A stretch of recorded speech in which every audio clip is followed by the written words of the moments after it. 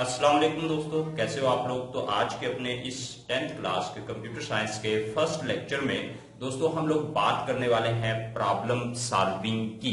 तो दोस्तों हम लोग जब बात करेंगे प्रॉब्लम सॉल्विंग की तो हम लोग जानेंगे कि प्रॉब्लम क्या होती है और एक प्रॉब्लम को जब हम लोग साइंटिफिक तरीके से हल करते हैं तो उसके कितने स्टेप्स होते हैं, यानी प्रॉब्लम सॉल्विंग मेथड की हम लोग बात करने वाले हैं। उसके बाद दोस्तों हम लोग जानेंगे कि किस तरह से एक बंदे में प्रॉब्लम्स को सॉल्व करने की महारत पैदा होती है। ये सारी बात हम लोग डिटेल में आज के अपने इस लेक्चर में करने वाले हैं। अगर दोस्त आप लोग फर्स्ट टाइम हो हमारे इस चैनल पर तो इसको आप लोग सब्सक्राइब कर दीजिए, बेल के बटन पर क्लिक कर दीजिए और वीडियो को लाइक और शेयर करना मत भूलिएगा, क्योंकि दोस्तों हम लोग इस चैनल पर जो 10th क्लास के कंप्यूटर साइंस का मुकम्मल सिलेबस है वो अपलोड करने वाले हैं आने वाले चंद ही दिनों में, और वो आपको उसी वक्त मिलेगा जब आप लोग हमारे चैनल को सब्सक्राइब करके बेल के बटन पर क्लिक करके और वीडियो को लाइक करके और शेयर करके हमारे इस चैनल का हिस्सा बन जाओगे।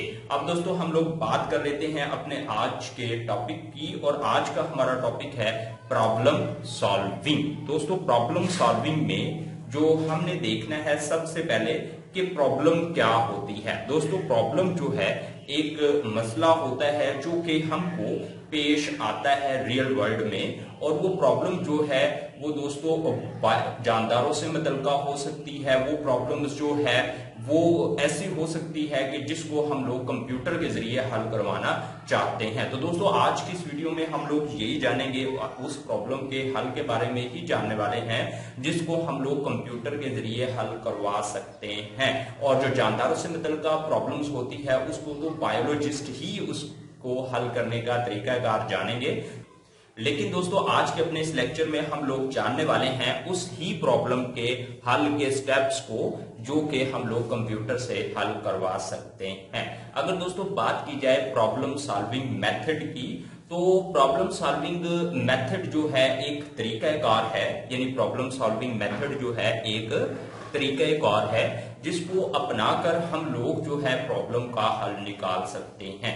अब ये प्रॉब्लम सॉल्विंग मेथड में महारत किस बंदे को आती है? जो बंदा साइंटिफिक मेथड इस्तेमाल करता है या फिर जो बंदा एक मुनज्जम तरीके के साथ किसी प्रॉब्लम का हल निकालता है। अब देखो हमको रियल वर्ल्ड में बहुत सी प्रॉब्लम्स का सामना रहता है और हम लोग उन प्रॉब्लम्स के हल के लिए अगर कोई मुनज्जम मेथड इस्तेमाल करेंगे तो हम लोगों में प्रॉब्लम सॉल्विंग की महारत आ जाएगी। अगर हम लोग गैर मुनज्जम तरीके से हल करते हैं तो हम लोग इतने ज्यादा माहिर नहीं बन पाएंगे जितना ज्यादा माहिर वो बंदा प्रॉब्लम सॉल्विंग में बन जाता है जो के प्रॉब्लम को हल करने के लिए कोई साइंटिफिक मेथड या ऑर्गेनाइज्ड मेथड इस्तेमाल करता है।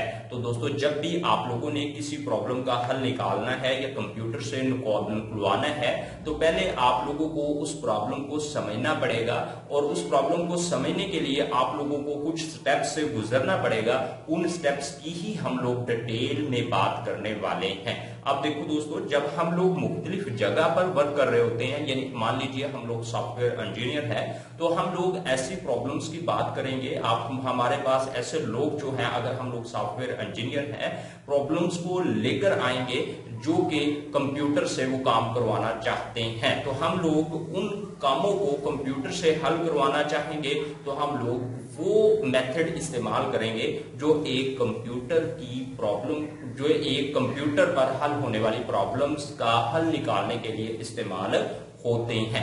अगर कोई बंदा इंजीनियर है यानी मैकेनिकल इंजीनियर है तो उसके पास मशीनरी से रिलेटेड प्रॉब्लम आएंगी और वो कोई साइंटिफिक मेथड इस्तेमाल करेगा जो कि उसने मैकेनिकल इंजीनियरिंग में पढ़े प्रॉब्लम को सॉल्व करने के लिए। जो बिजनेसमैन है वो बिजनेस की अप्रोच अप्लाई करेगा उसकी जो बिजनेस से रिलेटेड प्रॉब्लम है उनको सॉल्व करने के लिए। लेकिन दोस्तों यहाँ पे जो हमारा ताल्लुक है वो है तो उन प्रॉब्लम से जिनको हम लोग कंप्यूटर के जरिए हल कर सकते हैं, और हम लोग डिटेल से डिस्कस करने वाले हैं उन तमाम स्टेप्स को जो कि किसी प्रॉब्लम के हल के लिए इस्तेमाल हो सकते हैं। और यहाँ से पेपर में जो एग्जाम में क्वेश्चन आता है वो इस तरह से आता है कि किसी मसला के हल से क्या मुराद है, यानी what is meant by problem solving. तो दोस्तों इसके हल में आप लोगों ने लिखना है कि किसी भी मसला को हल करने के लिए हम लोग ऑर्गेनाइज तरीका को इस्तेमाल करके उस प्रॉब्लम का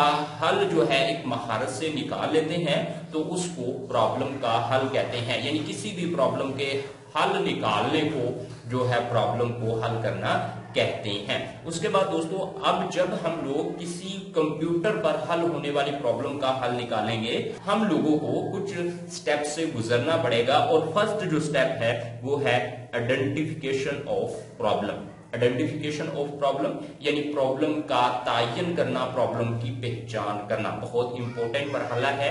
इसमें देखें दोस्तों, जब हम लोग आइडेंटिफिकेशन ऑफ प्रॉब्लम कर रहे होंगे यानी प्रॉब्लम का तायन कर रहे होंगे, तो हम लोग दो तरह के जो है अमूर इकट्ठे करेंगे, यानी दो तरह का डाटा इकट्ठा करेंगे। एक तो वो किस्म होगी डाटा की जिसका ताल्लुक हमारी प्रॉब्लम से होगा, यानी हमारी प्रॉब्लम से मुतल्लिका होगी, और दूसरी बात वो होगी जो हमारी प्रॉब्लम से गैर मुतल्लिका है। जो दोस्तों मुतल्लिका होगी उसको तो हम लोग इंफॉर्मेशन को अपने पास रख लेंगे, लेकिन जो गैर मुतल्लिका है उसको हम लोग हज़फ कर देंगे। जिस तरह से दोस्तों प्रॉब्लम की आइडेंटिफिकेशन को हम लोग एक मिसाल से समझते हैं। मान लीजिए आप लोगों के पास कोई बंदा आया है, आप लोग सॉफ्टवेयर इंजीनियर है, और वो कहता है कैलकुलेटर बना दे।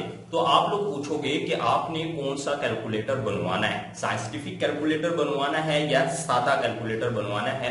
तो अगर वो पर्सन कहता है सिंपल कैलकुलेटर बनवाना है, तो फिर आप लोग देखोगे कि सिंपल कैलकुलेटर में कौन कौन से फंक्शन होते हैं। तो सिंपल कैलकुलेटर में एडिशन का फंक्शन होता है, मल्टीप्लिकेशन का होता है, और जमा का होता है, तफरीक का होता है, और स्क्रीन को क्लियर करने का फंक्शन होता है। उसके बाद जो है जो भी इंटरफेस जो है सॉफ्टवेयर का ओपन होगा कैलकुलेटर के, उसको क्लोज करने का बटन होगा। ये वाली इंफॉर्मेशन जब आप लोग कलेक्ट करोगे अपने सिंपल कैलकुलेटर के लिए, तो ये मुतल्लिका अमूर होंगे। इनको आप लोग आइडेंटिफिकेशन करते हुए यानी प्रॉब्लम की पहचान करते हुए इनको आप लोग नोट कर लोगे। और जो कि गैर मुतल्लिका अमूर होंगे वो ये होंगे टैन थीटा कैसे लिया जाता है, कॉस थीटा कैसे लिया जाता है। ये सारे फंक्शन जो है साइंसी कैलकुलेटर के हैं, और ये आपके सिंपल कैलकुलेटर बनाते हुए ये वाले जो अमूर हैं ये गैर मुतल्लिका होंगे। इनको आप लोग अपनी प्रॉब्लम में शामिल नहीं करेंगे। उसके बाद दोस्तों आई होप आप लोग आइडेंटिफिकेशन ऑफ प्रॉब्लम को समझ चुके हो। तो उसके बाद दोस्तों हम लोग बात करने वाले हैं नेक्स्ट स्टेप की, और नेक्स्ट जो स्टेप है रिक्वायरमेंट। स्पेसिफिक रिक्वायरमेंट मींस जरूरतों को इकट्ठा करना। अब दोस्तों यहाँ पे देखिए, जब आप लोगों के पास आप लोग एज अ सॉफ्टवेयर इंजीनियर काम कर रहे हो, तो आप लोगों के पास कस्टमर आता है सॉफ्टवेयर बनवाने के लिए। तो जिस कस्टमर ने सॉफ्टवेयर बनवाना है आपसे, उसके पास दोस्तों जरूरतों का गैर वाज़ेह सेट होता है, यानी वो बहुत ज्यादा फंक्शनैलिटी जो है अपने सॉफ्टवेयर में ऐड करवाना चाहता है, यानी गैर वाज़ेह सा खाका होता है उसके जहन में जरूरतों का। तो दोस्तों आप लोगों ने उसके साथ मीटिंग करनी है, और मीटिंग के दौरान आप लोगों ने जो जरूरतें हैं कस्टमर की उनका वाज़ेह सेट बनाना है। वाज़ेह सेट किस तरह से बनाना है, आप लोगों ने पूछना है उस कस्टमर से कि आप लोग जो सॉफ्टवेयर बनवाना चाह रहे हो उसमें क्या क्या फंक्शनैलिटी आप लोगों ने ऐड करवानी है। ये बातें आप लोगों ने डिसाइड करनी है। एक मीटिंग में कर लो, 2 में कर लो, 3 में कर लो, आप लोगों ने जरूरतों का वाज़ेह जो है वो सेट बनवा लेना है। जिस तरह से दोस्तों मान लीजिए आप लोगों के पास जब कस्टमर आया था सिंपल कैलकुलेटर बनवाने वाला, तो उसके पास जो है जरूरतों में माइंड में जो है कोई गैर वाज़ेह सेट था। तो आप लोगों ने उससे पूछना है, आप लोग टेक्निकल पर्सन हो और आप लोग जो है कुछ फंक्शनैलिटी जानते होगे, कुछ वो आप लोगों को बताएगा। यानी आप लोग उसको से पूछोगे कि अच्छा आपने कैलकुलेटर बनवाना है तो कैसा बनवाना है। अगर वो कहेगा सिंपल कैलकुलेटर बनवाना है, तो फिर सिंपल कैलकुलेटर की जरूरतें जो है वो आपने बिल्कुल वाज़ेह कर लेनी है, और उनको आप लोगों ने नोट भी कर लेना है, ताकि कल को आपके कस्टमर और आपके दरमियान जो है किसी किस्म का तजाद ना हो। यानी कल को ये ना कहे जब आप लोग सॉफ्टवेयर बनवा लो कि मुझको तो अपने सॉफ्टवेयर में ये भी चाहिए था। अगर आप लोग जरूरतों को नोट कर लोगे यानी रिक्वायरमेंट को, तो कल को आप दोनों के दरमियान इस तरह का कोई भी तजाद नहीं होगा, यानी लड़ाई वगैरह नहीं होगी आपकी और आपके कस्टमर की।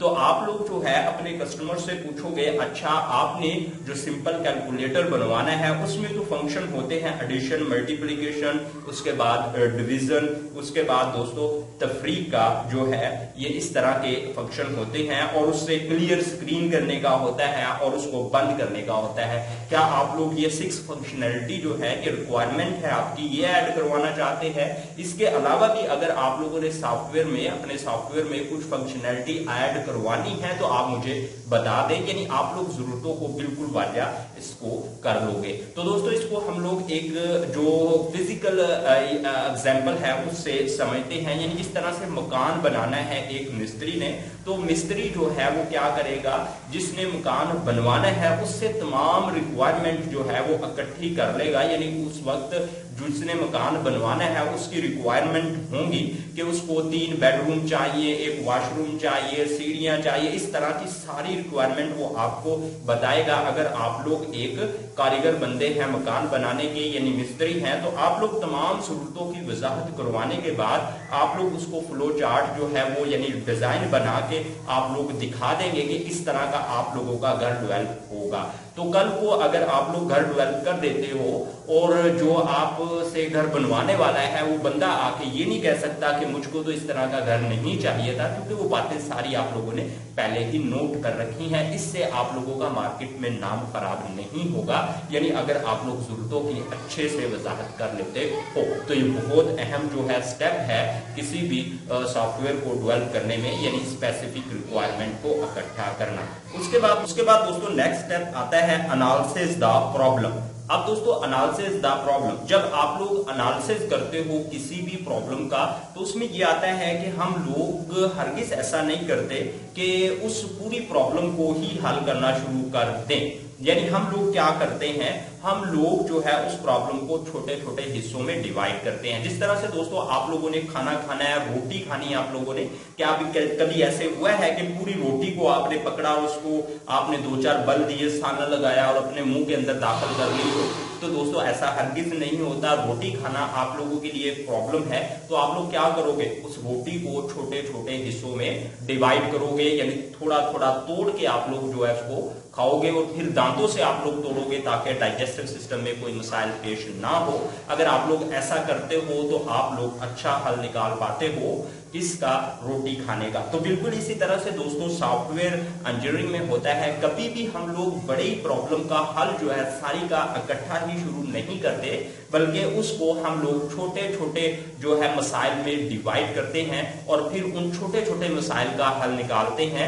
और जब उन छोटे छोटे तमाम मसाइल का हल निकलता है तो उनको जोड़कर हम लोग जो है अपनी प्रॉब्लम का हल निकाल लेते हैं। और इस तरह से किसी प्रॉब्लम को छोटे छोटे मसाइल में तोड़ना जो है वो और फिर उनका हल निकालना वो कहलाता है टॉप डाउन डिजाइन। अब दोस्तों ये बहुत इंपॉर्टेंट क्वेश्चन है, टॉप डाउन डिजाइन से क्या मुराद है, ये what is meant by top down design, ये एग्जाम में अक्सर क्वेश्चन आता है। उसके बाद दोस्तों जब हम लोग एनालिसिस करते हैं किसी प्रॉब्लम का तो हम लोग ये जानते हैं कि इस प्रॉब्लम के मैक्सिमम कितने हल निकलते हैं, क्योंकि दोस्तों एक प्रॉब्लम को हल करने की जो है वो एक से ज्यादा यानी 101 मेथड होते हैं, 101 जो है वो तरीका होता है प्रॉब्लम को हल करने का।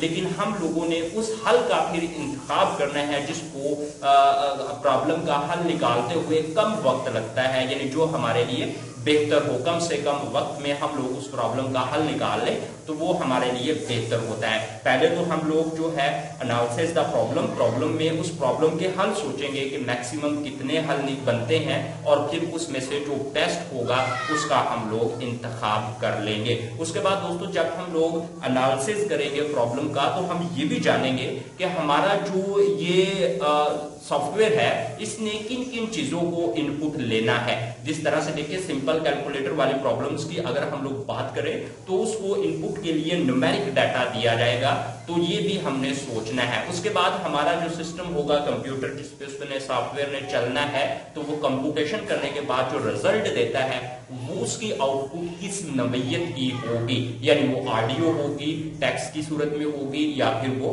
न्यूमेरिक होगी। ये भी दोस्तों हम लोग जानते हैं किसमें, जब एनालिसिस करते हैं किसी भी प्रॉब्लम का। अब दोस्तों हम लोग बात कर लेते हैं नेक्स्ट स्टेप की, और इससे अगला जो स्टेप है वो है algorithm and flow chart design करना।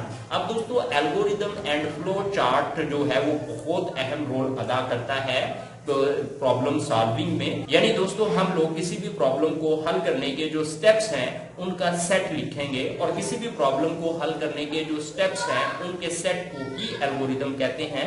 आप लोग इस बात को इसी तरह से कंसीडर कर लो जिस तरह से आप लोगों को मैथ की प्रॉब्लम हल करने को टास्क दिया जाता है, और उस्ताद आपको जब मैथ की प्रॉब्लम हल करवाता है तो उस्ताद आपको उस प्रॉब्लम के हल करने का एल्गोरिदम बताता है। यानी आप लोगों को बताता है कि पहला स्टेप आपने क्या करना है, सेकंड स्टेप क्या होगा, थर्ड स्टेप क्या होगा। अगर आप लोग उस्ताद के बताए हुए इस्तेमाल करते हो तो आप लोग रियाजी का जो सवाल है उसका दुरुस्त जवाब निकाल पाते हो, यानी आप लोग उस प्रॉब्लम को हल कर पाते हो।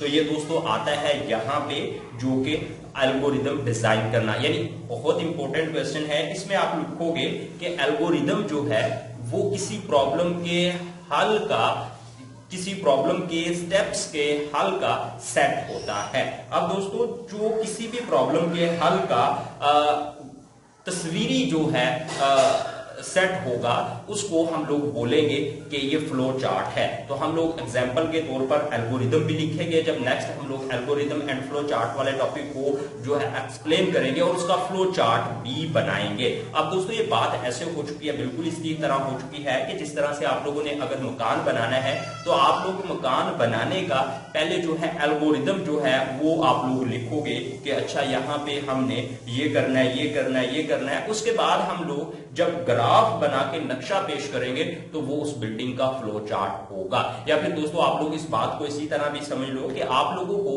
बिरयानी बनाना नहीं आती, आप लोग बिरयानी बनाना चाहते हो तो आप लोग डिब्बा दुकान से लेकर आते हो, उस डिब्बे के बैग पे देखना उस पे कुछ स्टेप्स लिखे हुए हैं, आप लोग उन स्टेप्स को फॉलो करते हुए जब आप लोग कोई बिरयानी बनाते हो तो देखो वो क्या है, बिरयानी बनाने की हदायत का सेट है, यानी स्टेप्स का सेट है। अगर आप लोग उनको फॉलो करते हो तो आप लोग बिरयानी बना पाते हो, और बिरयानी बनाने की जो प्रॉब्लम्स है उसको सॉल्व कर पाते हो। बिल्कुल इसी तरह से आप लोग जो है एल्गोरिदम लिखोगे सिंपल कैलकुलेटर बनाने का, और उन स्टेप्स को बारी बारी आप लोग जब परफॉर्म कर लोगे तो आप लोगों का कैलकुलेटर बन जाएगा। अगर दोस्तों आप लोग एल्गोरिदम लिखने और फ्लो चार्ट बनाने में महारत हासिल कर लेते हो तो कोई भी सॉफ्टवेयर बनाना आप लोगों के लिए मुश्किल नहीं होता। यानी फिर आपने क्या करना है, एल्गोरिदम और फ्लो चार्ट बनाने के बाद आप लोगों ने करना क्या है, आप लोगों ने सिर्फ किसी कोडिंग का यानी किसी जबान का, प्रोग्रामिंग लैंग्वेज का इंतखाब करना है, उसका सिंटैक्स सीखना है, और जो भी एल्गोरिदम और फ्लो चार्ट के अंदर जो आपने लॉजिक समझी है उसको आप लोगों ने जो है उस लैंग्वेज के सिंटैक्स में बयान करके सॉफ्टवेयर की इंस्ट्रक्शन बना देनी है। तो बहुत सिंपल है दोस्तों। यहां से पेपर में क्वेश्चन भी आता है कि what is meant by algorithm, तो आप लोग इसके जवाब में लिखोगे कि एल्गोरिदम से मुराद जो है किसी प्रॉब्लम के हल के स्टेप्स का सेट है। उसके बाद दोस्तों अगर पेपर में आता है फ्लो चार्ट से क्या मुराद है, तो आप लोग इसके जवाब में लिखोगे कि फ्लो चार्ट से मुराद किसी भी प्रॉब्लम के जो एल्गोरिदम है उसका फैक्टोरियल व्यू है, यानी उसकी तस्वीरी शक्ल है। किसी भी प्रॉब्लम के हल के जितने भी स्टेप्स हैं उनकी तस्वीर की शक्ल में उनको जाहिर करना फ्लो चार्ट कहते हैं। आई होप दोस्तों आप लोग अच्छे से इसको समझ चुके हो। अब हम लोग देखते हैं कि प्रॉब्लम आपने एल्गोरिदम लिखा है इसके अंदर कोई एरर तो नहीं है। जब आप लोग डेस्क पे ही ये काम कर रहे होगे तो आप लोग फिर क्या कर रहे हो, डेस्क चेकिंग कर रहे होगे। उसके बाद दोस्तों आता है फ्लो चार्ट। फ्लो चार्ट को ड्रा करना जो है बहुत सिंपल है, हम लोग डिटेल से किसी दिन इस पर बात करने वाले हैं। उसके बाद दोस्तों देखते हैं कि नेक्स्ट स्टेप क्या होगा। उसके बाद दोस्तों देखते हैं कि नेक्स्ट स्टेप क्या होगा। नेक्स्ट स्टेप होगा राइट द प्रोग्राम कोड, यानी जब दोस्तों आप लोग एल्गोरिदम लिख लोगे तो उससे अगला जो है स्टेप होगा राइट द कोड। तो दोस्तों राइट द कोड यानी इसमें आप लोग किसी लैंग्वेज को, प्रोग्रामिंग लैंग्वेज को का इंतखाब करोगे और उस प्रोग्रामिंग लैंग्वेज के सिंटैक्स को आप लोग सीखोगे। जिस तरह से दोस्तों अंग्रेजी के लैंग्वेज का सिंटैक्स होता है उसको आप सीख पाते हो तो आप लोग आसानी से इंग्लिश में मजमून लिख सकते हो। बिल्कुल इसी तरह से जो कंप्यूटर की प्रोग्रामिंग लैंग्वेज है जो आपने 9th क्लास में पढ़ी है, हाई लेवल लो लेवल, उसका आप लोग सिंटैक्स सीखोगे और उस एल्गोरिदम को फिर आप लोग जो है उस प्रोग्रामिंग लैंग्वेज की इंस्ट्रक्शंस में ट्रांसलेट कर दोगे। तो ये आता है राइट द कोडिंग। उसके बाद दोस्तों जब आप कोडिंग लिख लोगे तो आप लोगों को जो है एरर्स यानी टेस्टिंग करोगे आप लोग अपने प्रोग्राम्स की।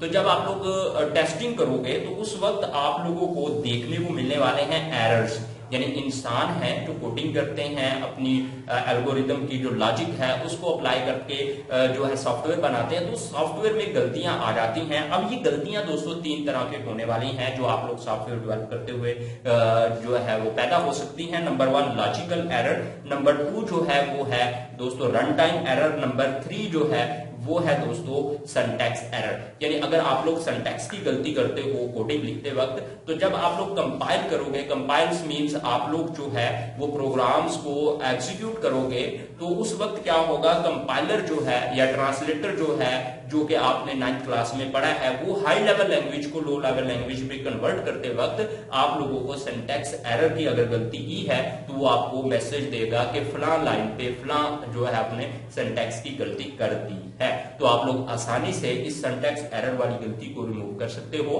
उसके बाद दोस्तों लॉजिकल गलती, इसको रिमूव करना बहुत मुश्किल होता है, यानी आप लोगों के एल्गोरिदम में जो लॉजिक है वो आपने गलत बिल्ड कर दी है और टेक्स्ट चेकिंग आप लोग अच्छे से नहीं कर पाए, तो आप लोग उसको कोड कर दोगे। जब आप लोग उसको कोड कर दोगे तो उस गलती को पकड़ना जो है वो मुश्किल हो जाएगा। उसका अंदाजा आप लोग जो है वो प्रोग्राम के आउटपुट्स को देखकर लगा सकते हो। तो यहां से दोस्तों आप लोग गलती कर लोगे लॉजिकल एरर। उसके बाद दोस्तों आता है रन टाइम एरर। अब जो दोस्तों रन टाइम एरर होता है ये ऐसा एरर होता है यानी कंप्यूटर को आप लोग ऐसा वर्क दे देते हो जो कि कंप्यूटर जो है वो नहीं कर पाता, तो उस वक्त ये काम होता है। यानी आप लोगों ने कंप्यूटर को कोई नंबर दिया है और मान लीजिए 10 दिया है या 15 दिया है और उसको आप लोग इंस्ट्रक्शन में लिख देते हो कि ये 0 पे डिवाइड हो, तो वो नंबर जो है यानी 0 पर किसी भी नंबर को डिवाइड करना किसी को तरीका मालूम नहीं है इसका, कंप्यूटर को भी नहीं है, आपका जो कैलकुलेटर है मशीन उसको भी नहीं है, आप लोग उससे करवा के देख लेना। तो वहां पे उस वक्त जो एरर निकलना है उसको हम लोग बोलेंगे कि ये रन टाइम एरर है। तो आई होप दोस्तों आप लोग एरर के बारे में भी जो है किसी हद तक बातें जो है वो क्लियर कर चुके हो। तो उसके बाद दोस्तों आता है टेस्ट एंड डिबगिंग। तो टेस्ट एंड डिबगिंग में यही बातें हो गई हैं कि एरर को तलाश करना। जब आप लोग एरर को तलाश कर रहे होंगे तो आप लोग एक डिबगर का काम कर रहे होंगे और एरर को तलाश करने में इंडस्ट्री में यानी ये तीनों किस्म का जो एरर होता है ये टेस्टर रखे होते हैं, डिबगर रखे होते हैं सॉफ्टवेयर इंजीनियरिंग ने। यानी आप लोग अगर सॉफ्टवेयर बनाते हो तो आपके सॉफ्टवेयर में से इन्होंने गलतियां फाइंड करनी होती हैं। ऐसा नहीं होता कि आप लोगों ने जो सॉफ्टवेयर बनाया है वो वैसे ही मार्केट में भेज दिया जाए इस्तेमाल होने के लिए, तो इससे बहुत ज्यादा कस्टमर को नुकसान हो सकता है। जिस तरह से अगर आप लोग बात करो एक बैंकिंग सिस्टम में इस्तेमाल होने वाले सॉफ्टवेयर की, अगर आप लोगों के कोई लॉजिकल एरर रह गया उसमें और उसने बैंक में जाके सॉफ्टवेयर ने इस्तेमाल होना है तो बैंक को फाइनेंशियल बहुत ज्यादा नुकसान हो सकता है। तो इसलिए टेस्टिंग जो है वो बहुत इंपॉर्टेंट पॉइंट है। अब उसके बाद जब टेस्टिंग भी हो जाती है तो नेक्स्ट स्टेप आता है मेंटेनेंस। मेंटेनेंस दोस्तों बहुत इंपॉर्टेंट है और सबसे ज्यादा पैसा इस पे लगता है। अब देखो मेंटेनेंस को ऐसे ही समझो आप लोग कि आप लोग एक बाइक खरीद के लाते हो, तो अब देखो बाइक को जब आप लोग 1 मंथ 2 मंथ इस्तेमाल करते हो तो आप लोगों को उसके साथ कुछ ऐड करने की जरूरत पड़ जाती है। तो आप लोग मार्केट से कोई चीज परचेज करते हो और बाइक की बॉडी के साथ लगा दे। तो अब आप लोग सोचो क्या क्या चीजें आप लोग अटैच कर सकते हो, मैट वगैरह जो भी है ये मेंटेनेंस में आ जाएगा। उसके बाद दोस्तों आप लोग बाइक को जो है ट्यूनिंग करवाते हो 1-2 मंथ के साथ मेंटेनेंस में आ जाएगा। बिल्कुल इसी तरह से सॉफ्टवेयर के साथ होता है, यानी यूजर ने आप लोगों से कुछ सॉफ्टवेयर बनवाया है, वो यूज करता है, कल को उसको पता चलता है कि इसके अंदर ये फलां फंक्शनैलिटी भी होनी चाहिए थी, तो वो आपके पास लेके आएगा, कहेगा कि आपने ये सॉफ्टवेयर बनाया है और इसमें ये फंक्शनैलिटी भी ऐड कर दें तो उस प्रोग्राम का सोर्स कोड आपके पास होगा, आप लोगों ने गुंजाइश रखी होगी उसमें किसी भी फंक्शनैलिटी को ऐड करने की, तो आप लोग आसानी से उसमें ऐड करके दोबारा पैसे जो है ले सकते हो। या फिर आप लोग दोस्तों ऐसे भी, या फिर दोस्तों कुछ लोग ऐसे भी करते हैं सॉफ्टवेयर बनाते समय कि सॉफ्टवेयर के अंदर कुछ बग्स रख देते हैं, वो बग्स जो है 1 मंथ के बाद या 2 मंथ के बाद दोबारा अकर्ष होते हैं और फिर जो है जरूरत महसूस होती है उस बंदे की जिसने सॉफ्टवेयर बनवाया होता है, तो आप लोग वो बग्स दूर करने के भी पैसे लेते हो सॉफ्टवेयर में से। उसके बाद दोस्तों नेक्स्ट स्टेप आता है, इससे अगला जो स्टेप्स है वो आता है डॉक्यूमेंटेशन का। जब आप लोग दोस्तों डॉक्यूमेंटेशन तैयार करते हो तो इसका मतलब आप लोग ऐसे ही समझो, आप दुकान पे गए हो, डब्बा पैक आप लोगों ने मोबाइल खरीदा है, तो आप लोग डब्बे से जब मोबाइल निकालते हो तो उसके साथ एक छोटी सी बुक निकलती है। अब उस बुक के अंदर सारी बातें लिखी हुई हैं, वो वाली जो आपने उस डब्बे उस मोबाइल फोन पर इंस्टॉल्ड सॉफ्टवेयर इस्तेमाल करना है उससे मतलब का। यानी आप लोगों ने कोई भी फंक्शनैलिटी जो है वो आप लोगों को नहीं आती तो आप लोग सीख सकते हो आसानी से डॉक्यूमेंटेशन के तौर पे जो वो कॉपी निकली है उसमें से। यानी आप लोग जो भी सॉफ्टवेयर बनाओगे तो उसकी डॉक्यूमेंटेशन आप लोग तैयार करोगे और उसकी तमाम जो फंक्शनैलिटी है उसको इस्तेमाल करने का तरीकाकार डॉक्यूमेंटेशन में बताओगे। अब दोस्तों ये तमाम स्टेप्स थे जिनको फॉलो करते हुए एक सॉफ्टवेयर जो है डेवलप किया जाता है और इनको हम लोग डिटेल में डिस्कस करने वाले हैं अपने आने वाले नेक्स्ट टॉपिक्स में, और वो आप लोगों को उसी वक्त मिलेंगे जब आप लोग हमारे चैनल को सब्सक्राइब कर देंगे, बेल के बटन पर क्लिक कर देंगे, वीडियो को लाइक और शेयर कर देंगे। अगर आप लोगों ने अभी तक हमारे चैनल को सब्सक्राइब नहीं किया दोस्तों सब्सक्राइब कर दीजिए, बेल के बटन पर क्लिक कर दीजिए। ओके दोस्तों, अल्लाह हाफिज, अपना ढेर सारा ख्याल रखें, बाय बाय।